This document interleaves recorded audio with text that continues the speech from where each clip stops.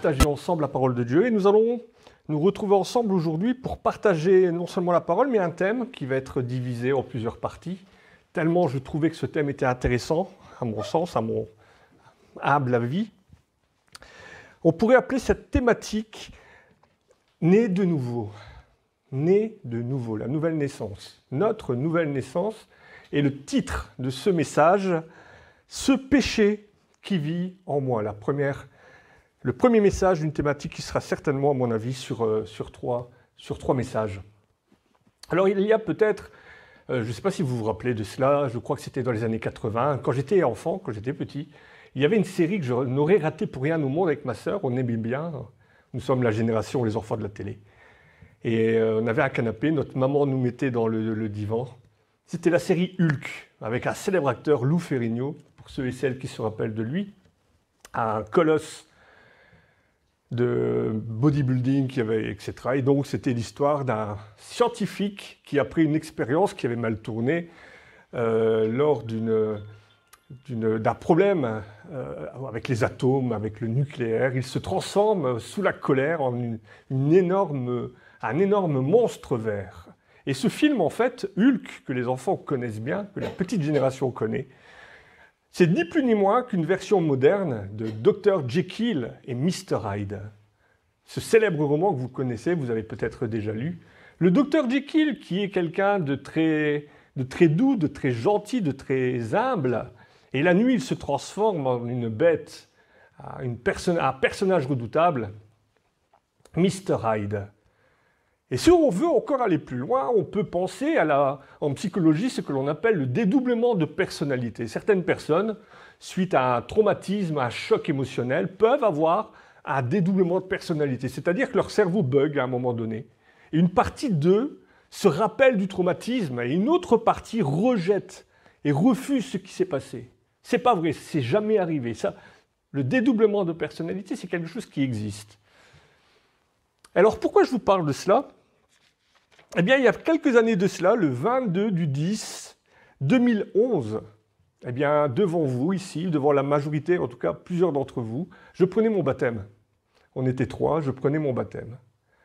Et ce jour-là, après, donc à la fin, on était 3, il y avait Georgette, il y avait Gilbert, que nous connaissons et que nous saluons, moi bien sûr. Et ce jour-là, à la fin de la cérémonie, du culte, on se retrouvait à l'arrière, à l'époque, on prenait le verre comme ça à l'arrière, et on discutait avec des frères, avec les sœurs, de tout, de rien.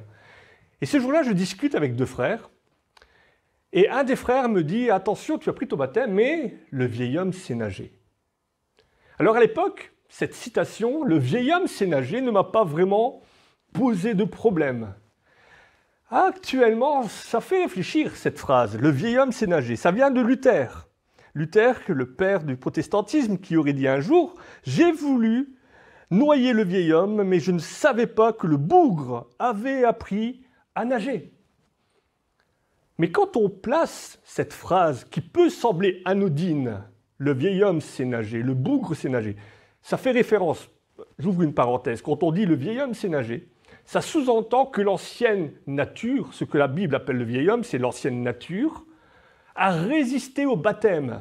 Pas tant à l'eau, l'eau ne permet pas de changer de cette transformation spirituelle, c'est Dieu qui provoque, qui par sa grâce nous transforme en une nouvelle créature, une nouvelle création.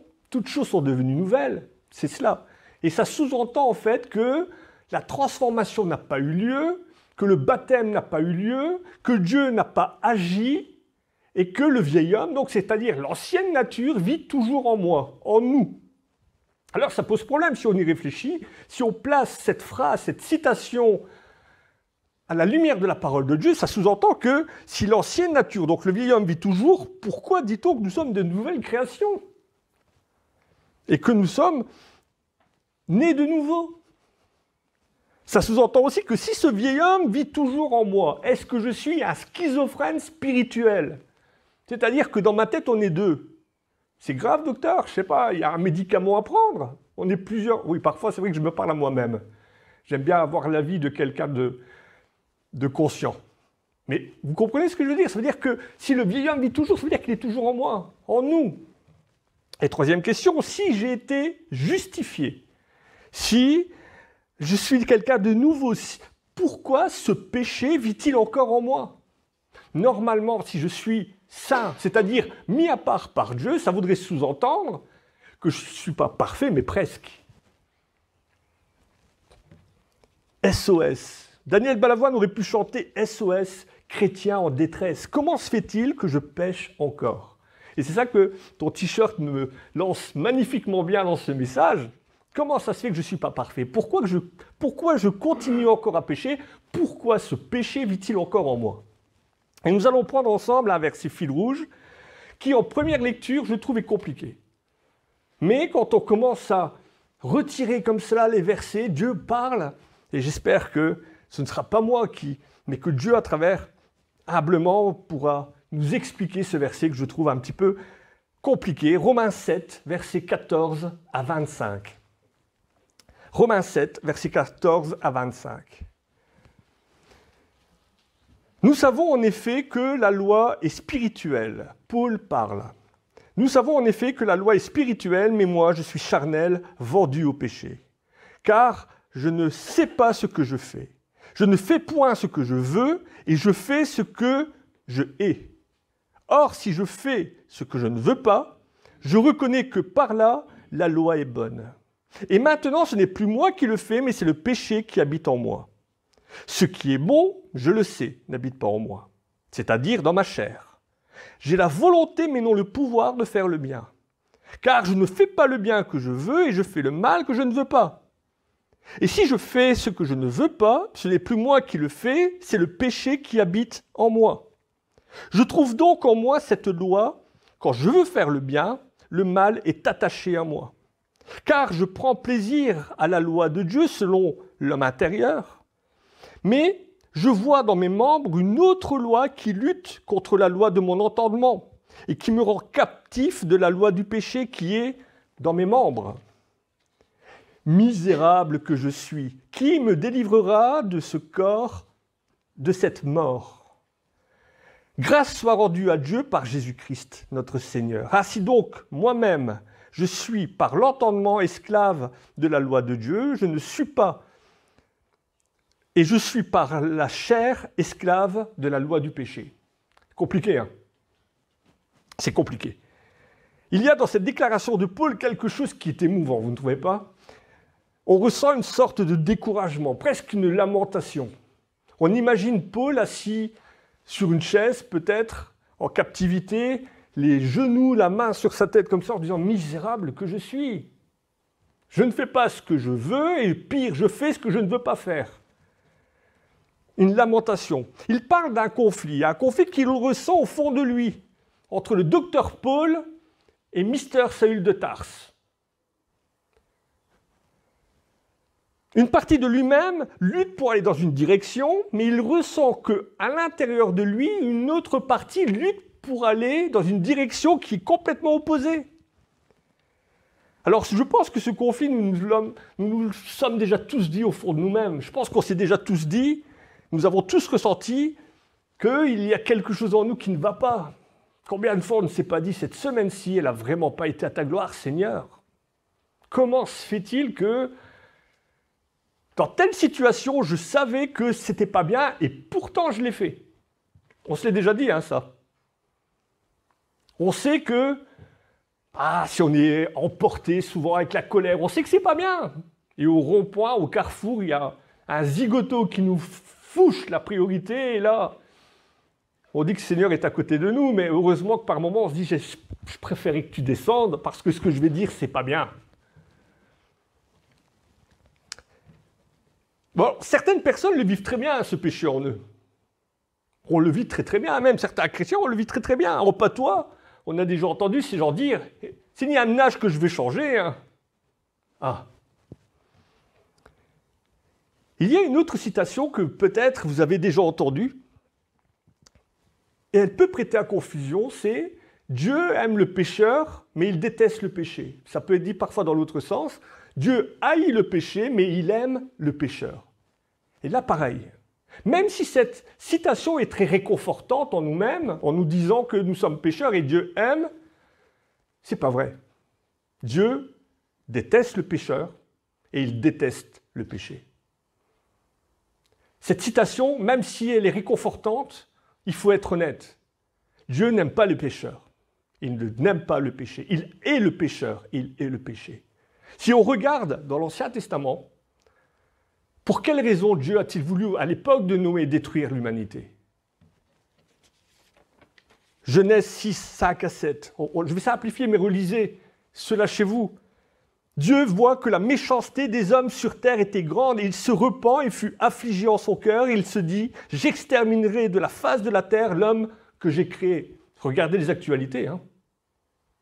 Ce fou qui frappe les enfants à Annecy, les attentats, les viols, les agressions. Et ce sera aussi le cas le jour du jugement, où Dieu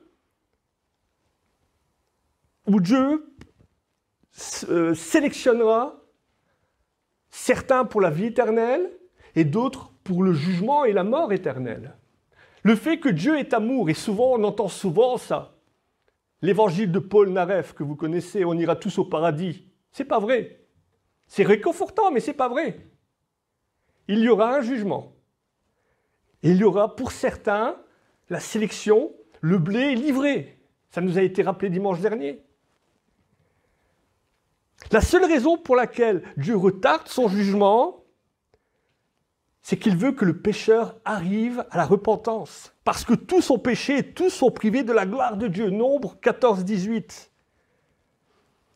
Nous ne sommes pas pécheurs parce que nous péchons, nous péchons parce que nous sommes pécheurs. C'est-à-dire l'assassin n'a pas tué quelqu'un et qu'il est devenu pécheur à cause de cela, c'est parce qu'il avait déjà dans son cœur une graine de meurtre, et c'est pour ça qu'il a commis le crime. Tout cela, c'est parce que nous le tenons de notre Adam, notre premier père. Par lui, le péché est arrivé, et par le péché, la mort. Dieu n'aime ni le péché ni le pécheur. Par contre, ce que l'on devrait dire, pourquoi Dieu aime le pécheur qu'il devrait haïr à cause de son péché? C'est ça la phrase qu'il faudrait dire. Pourquoi Dieu aime le pécheur alors qu'il devrait le haïr pour son péché? Et là, nous avons la réponse. Parce qu'au moment où nous étions encore pécheurs, Christ est venu et il a donné sa vie pour nous. Et par la foi, nous avons accepté cela. Nous ne sommes plus pécheurs, nous sommes sauvés par grâce. L'expression Romains 6 dit « affranchi du péché ». Alors ça ne veut pas dire que parce que je suis sauvé par grâce, je ne vais plus pécher. C'est juste que par rapport au péché, je suis libre, je suis affranchi. Dieu ne reviendra plus sur ce qui a été fait. Le tableau est effacé, l'ardoise a été effacée. Quand Dieu nous regarde, il ne voit plus le péché, il voit Jésus-Christ, il voit la croix. Nous allons aussi balayer du revers une autre citation, une autre hérésie, avec tout mon respect pour Luther. Non, le vieil homme ne sait pas nager. Le vieil homme ne sait pas nager. Il est mort, il ne reviendra plus. Notre ancienne nature est morte. Il est faux de dire que le vieil homme sait nager. Nous sommes le temple de Dieu. Ça a été rappelé au moment de la Pentecôte. L'Esprit Saint habite en nous. Comme Paul, nous pouvons dire, ce n'est plus moi qui vis, c'est Christ qui vit en moi. Et Christ ne pourrait pas cohabiter avec une mauvaise nature. Nous ne sommes pas plusieurs en nous. Il n'y a que Christ en nous.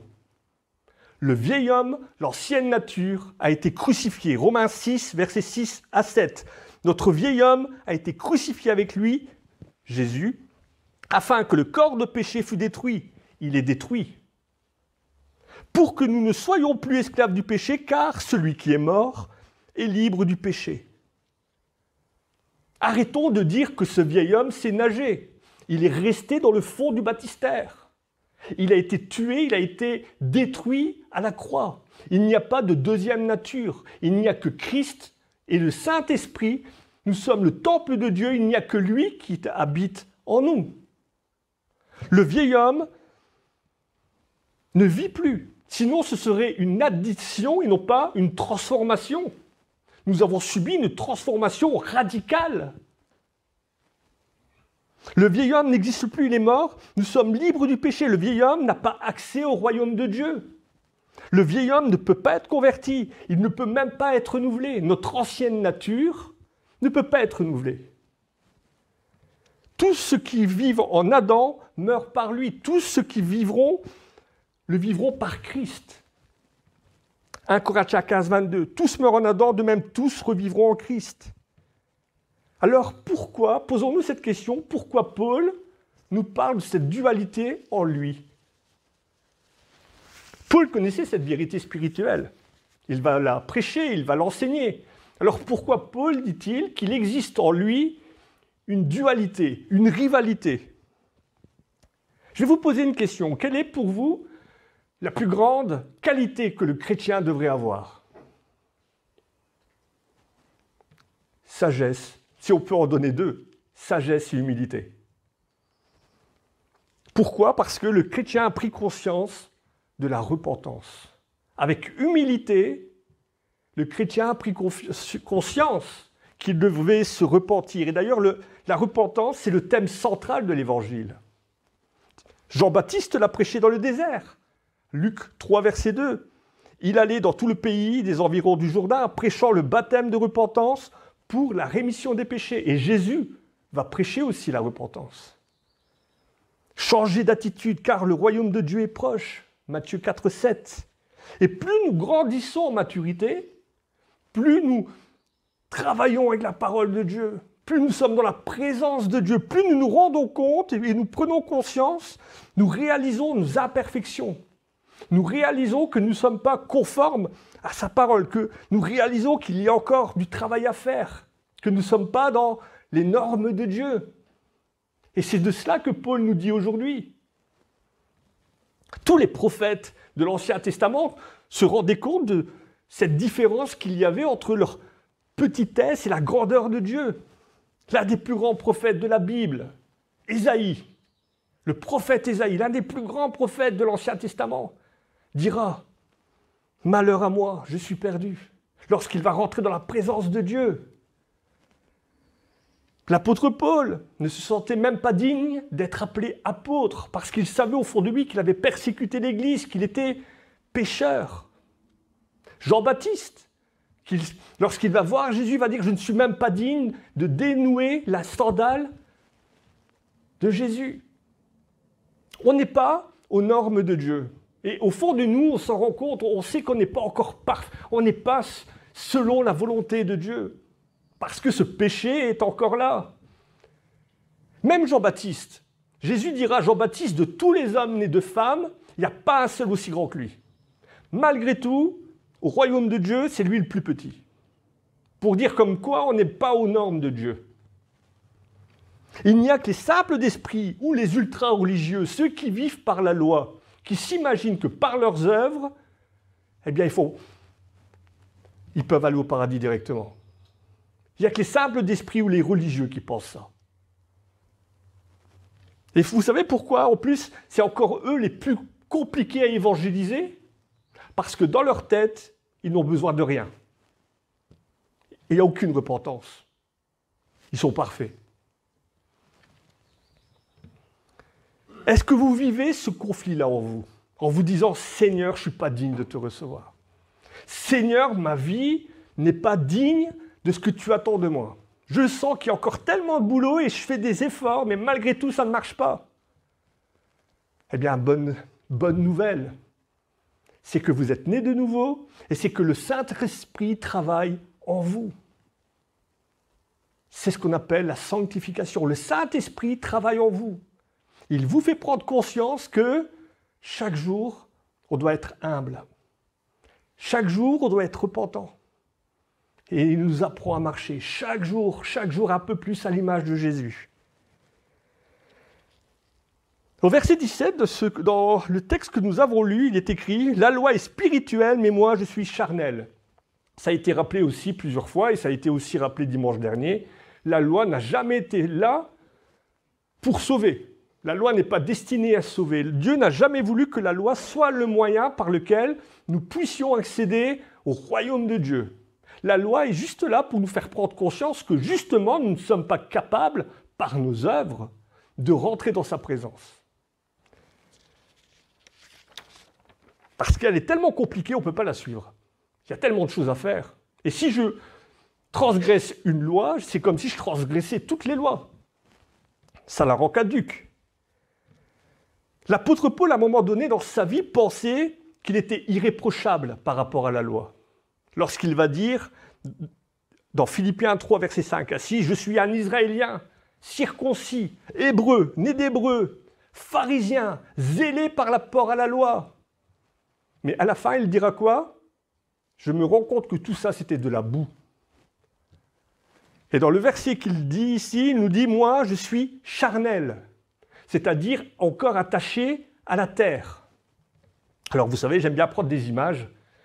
Et je me suis dit, comment expliquer ce conflit entre le charnel et le spirituel?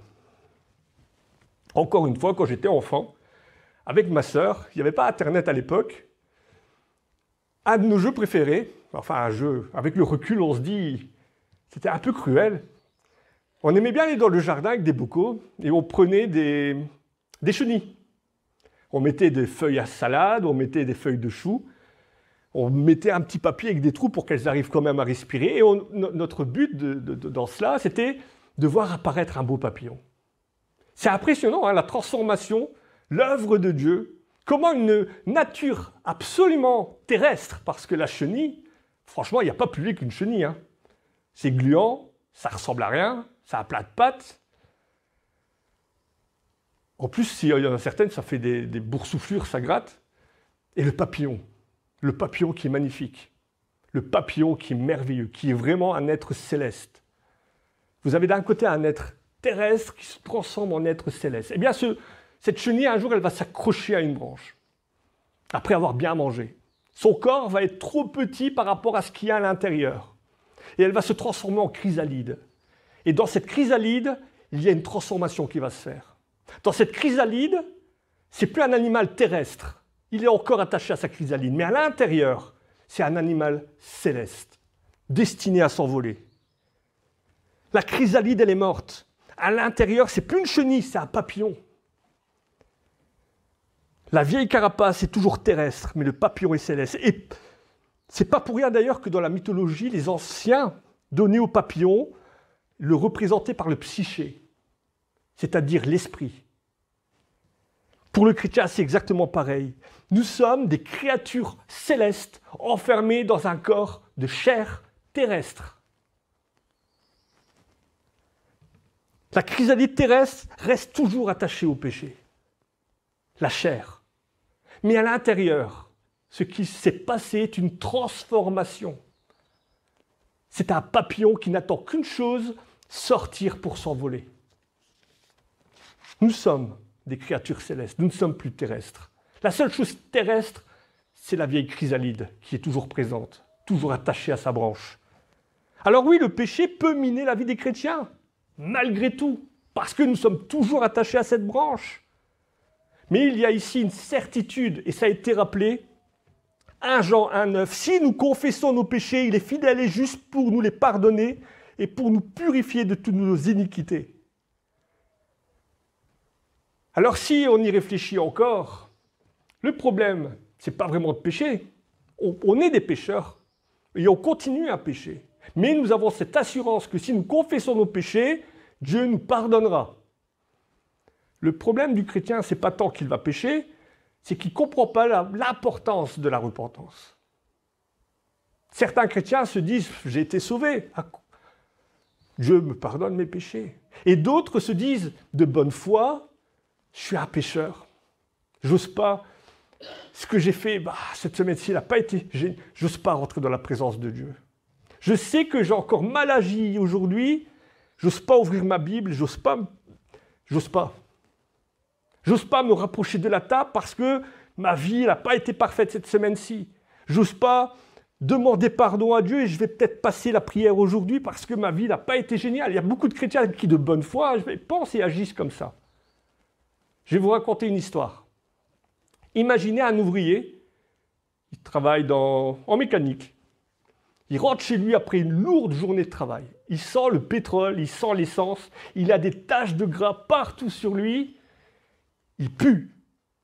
Et sa femme, elle le voit rentrer comme ça, elle lui dit « Mais chérie, va prendre ta douche avant de passer à table. » Et son mari lui répond « Non, j'ai trop honte, je suis trop sale, j'ose pas prendre ma douche. » C'est ridicule hein, comme chose, comme histoire. Personne ne se dit quand on est sale qu'on a honte d'aller prendre sa douche. C'est la même chose avec nous. C'est justement parce que nous sommes pécheurs que nous devons rentrer dans la présence de Dieu. C'est justement parce que nous sommes pécheurs que nous devons demander chaque jour à Dieu pardon, que chaque jour nous devons déposer nos péchés au pied de sa croix. C'est aussi ridicule quelqu'un qui nous refuse de prendre sa douche parce qu'il est trop sale, qu'un pécheur qui refuse de demander pardon, qui a honte de demander pardon parce qu'il est trop sale spirituellement. Dieu veut que nous déposions à ses pieds nos fardeaux. Dieu veut que nous lui demandions chaque jour, que nous rentrions chaque jour dans sa présence. Je fais preuve d'humilité. Et je me place devant la sainteté de Dieu. Et face à cette sainteté de Dieu, je me présente devant lui sans rien à moi, sinon son sang coulé pour moi. La repentance et sa sainteté. Et il est fidèle et juste pour nous pardonner. Si tu gardais les souvenirs de nos iniquités éternelles, Seigneur, qui pourrait tenir devant toi et subsister devant toi? Et certainement, au fond de vous, vous allez entendre cette voix vous dire « C'est bon, tes péchés sont pardonnés, va et ne pêche plus. »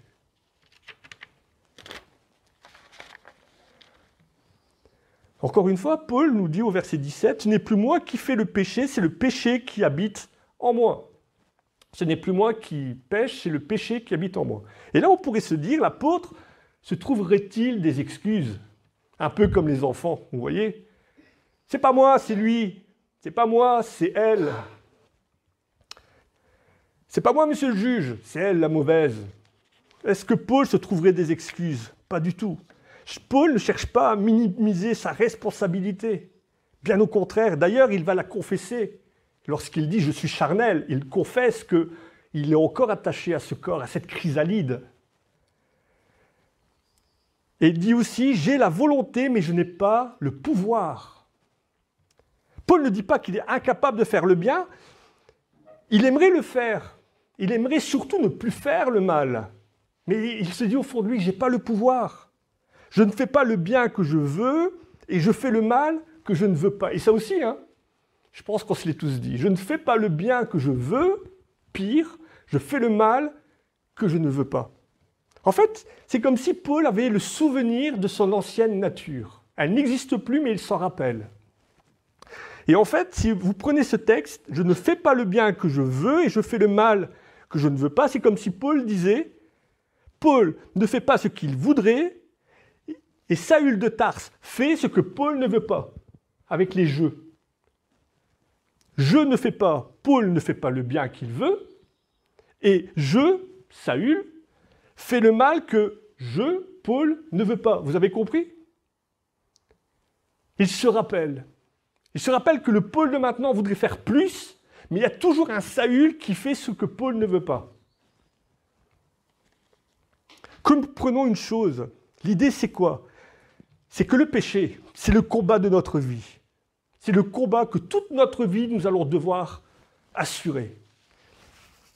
Dans la vie du chrétien, il y a deux combats à réussir. Le premier, c'est garder la foi. Comme Paul le dira, j'ai combattu le bon combat, j'ai gardé la foi. Et le deuxième combat, c'est contre cette nature en nous. Parce que nous sommes toujours attachés à cette branche. Et à cette branche, vous pouvez lui donner le nom que vous voulez. Pour certains, le péché, ce sera colère. Pour d'autres, rancune, l'alcoolisme, le meurtre, n'importe quoi. Nous sommes toujours une chrysalide, avec un animal, une nouvelle créature céleste, mais nous sommes toujours accrochés à notre branche. Et donnez à cette branche le nom que vous voulez. Mais c'est votre combat, c'est notre combat. Et toute notre vie, nous aurons à lutter contre ce péché qui vit en nous, qui reste attaché en nous. Et tous les héros de la foi ont dû combattre justement leur péché. Noé avait un problème avec l'alcool, rappelez-vous, avec ses filles. Abraham avait été prêt à abandonner sa femme à Pharaon. Jacob était un menteur. Moïse, un assassin, il a tué un Égyptien. Rahab était une prostituée. David, un manipulateur. Salomon était mondain. Il aimait le monde. Pierre a renié Jésus. Paul était un persécuteur. Tous les héros de la foi avaient un péché. Et tous, toute leur vie, ont dû lutter contre ce péché. Mais vous savez quoi? C'est que la grâce de Dieu était plus grande que leur péché. Et encore aujourd'hui, la grâce de Dieu est plus grande que n'importe lesquels de nos péchés si nous lui confessons nos péchés. Certains peuvent même se lamenter en se rappelant de leur passé. Paul a dû très mal vivre tout ce qu'il avait fait à l'Église quand il était encore persécuteur. Vous imaginez? La mort d'Étienne sur sa conscience. Mais il va prendre une belle image dans Philippiens 3, verset 13, l'image de l'athlète, oubliant ce qui est du passé et portant le regard sur ce qui est en avant pour remporter le prix. Vous avez déjà vu les courses à pied à la télé? On n'a jamais vu un athlète courir en regardant derrière lui. L'athlète court en regardant devant. Et l'Église doit arrêter par moments, et nous devons aussi arrêter de nous lamenter en nous disant « J'étais vraiment pas quelqu'un de bien. Ah, je suis vraiment mauvais. Ah, ça va pas dans ma vie. » Ok, c'est vrai, on va pas. Le péché ne doit pas être minimisé. Hein. Le péché doit être pris au sérieux. Mais à un moment donné, il faut arrêter de regarder en arrière, il faut porter le regard sur l'avant. Il faut arrêter d'être paralysé par les erreurs du passé. Ok, c'est arrivé, on ne peut pas le changer. Mais pourquoi se rappeler de quelque chose que Dieu a déjà oublié? Dieu a déjà oublié et a déjà effacé notre tableau. Pourquoi se rappeler et s'encombrer pour quelque chose que Dieu a déjà oublié?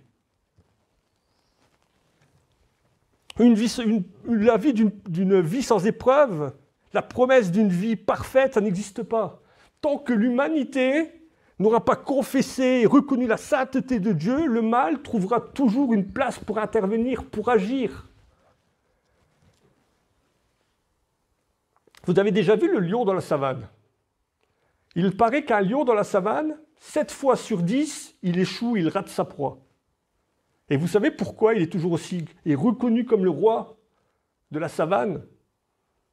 Parce qu'il fait preuve de persévérance. Et le combat du chrétien, c'est la persévérance pour garder la foi et la persévérance pour vaincre au fond de nous tout ce qui n'est pas encore la gloire de Dieu. En écoutant l'Esprit Saint qui travaille en nous, qui nous dit que tu vas là, ça ne va pas. Jacques 1,12. Heureux l'homme qui supporte patiemment la tentation, car après avoir été éprouvé, il recevra la couronne de vie que le Seigneur a promis à ceux qu'il aime.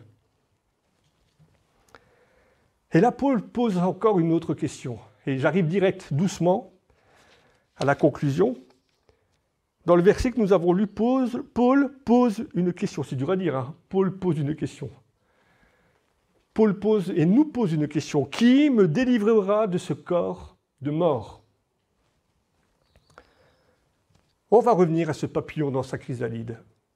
Il n'attend qu'une chose, c'est de pouvoir sortir et s'envoler. Vous pensez que c'est facile pour lui? C'est un combat de sortir de cette chrysalide. Mais il n'attend qu'une chose, c'est de sortir pour s'envoler. Et de la même manière, nous ne sommes plus charnels, nous sommes spirituels, et un jour, nous allons nous envoler.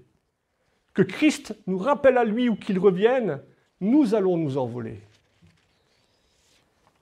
Paul était pressé aussi de ces deux côtés. Il dira à un moment donné, j'ai l'envie d'être avec Christ, mais j'ai aussi à cœur de rester sur terre parce qu'il y a encore le ministère pour lequel il faut œuvrer. Relisez Philippiens 1, verset 23. Pressé des deux côtés.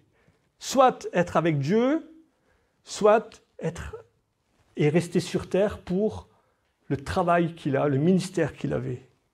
Mais au fond de lui, l'important, ce n'était pas ça, c'était que Christ soit glorifié dans son corps, avec la pleine assurance que soit par ma vie, soit par ma mort, Christ soit glorifié. Et c'est ça, en fait. Ne soyons pas pressés à quitter cette chrysalide.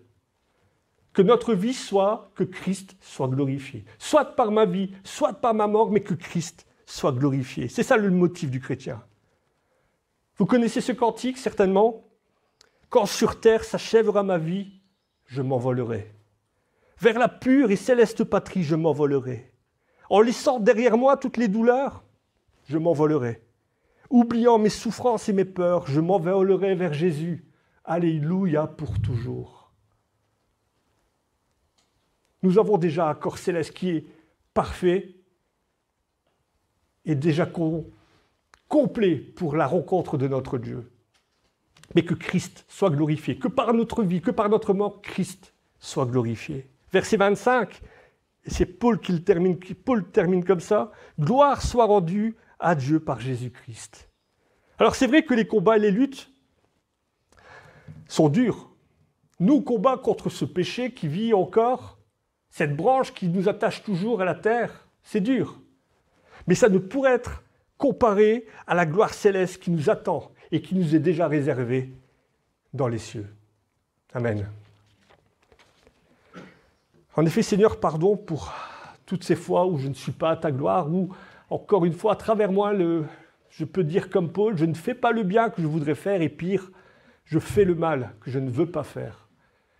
Mais nous savons, Seigneur, que nous avons auprès de toi un avocat, Jésus-Christ, et que nous pouvons chaque jour, au pied de ta croix, te demander pardon, parce que tu es fidèle et juste pour nous pardonner. Nous savons que ce n'est plus le pécheur que tu vois, mais c'est Jésus-Christ qui a donné sa vie pour nous, protégé et gardé par le sang précieux de l'agneau. Merci parce que cette grâce que tu nous as faite, ce n'est pas par nos œuvres, ce n'est pas pour une étude de la loi, c'est par ce sacrifice. Parce que ce pas, il nous était impossible de le faire de nous-mêmes, par notre propre force. Seigneur, il n'y a pas de mots assez fort pour te dire merci. Ça a été rappelé tout au long de cette matinée, pendant le culte. Merci pour tout ce que tu as fait, pour tout ce que tu fais et pour tout ce que tu feras. À toi soit la puissance et la gloire. Amen.